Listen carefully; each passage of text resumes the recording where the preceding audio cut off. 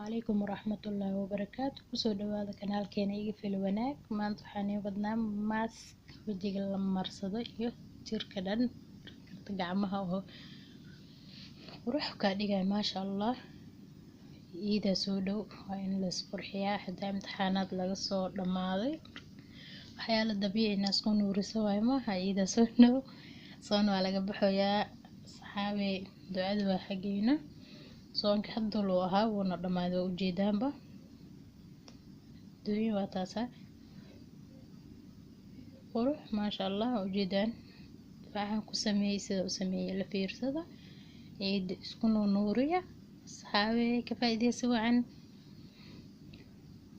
waxaan ku soo diyaarsaday hal qaanada cuntada ah oo jalaatiin nabaati midka nabaatiga ah mid xayawaaniga jiro midka nabaatiga u baahanahay haaf qaando oo kurkum ama huruud maasha Allah. caano karkar ah caano inaad karkarisid waaye caano karkar ah u baahanahay aan ku qasto caano qabow ma loo baahana asxaabe ma ku dhilaalay jalatiinka hadii kale oo caanaha iska qabow ma aha asagana wax kuleel ah oo kiciya loo baahan yahay.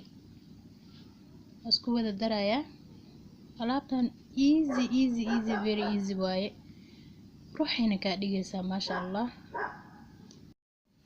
caanaha karkaray waana soo karkarsaday waa kana ku shubaya ayaasta markaas ku filnaado ma isku keeno ku shubeysa hadii qaando iyo bar oo mid cuntada lagu cuno caana ah ku qiyaasanaysa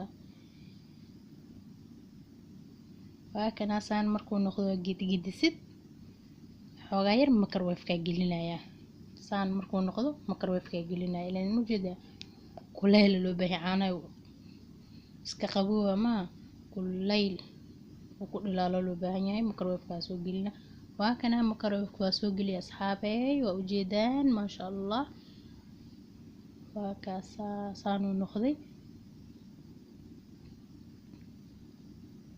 hadii oo wajigaaga oo leeyahay saliid dadka wajiga saliid kale aad tahay waxa ku qasay caano yogurtka ku qas caano garoorka caano saliid ha ku qasin ama caanaha oo qaali dasamka ay dhahan ama dasam la'aanta kareem la'aanta taas ku qasaysaa. waa kana asxaabi kaamirada iga go'day gacanta markay marinay manay tusin waa kana uu qalalay waa ka fujinaya tartiib u fujinaysa kuleyl waxa oo xanuun la markaa fujinaysa ula jeeda tartiib iska fuji wajiga gacanta uu ka sii miskiinsan yahay maaha hakaasa.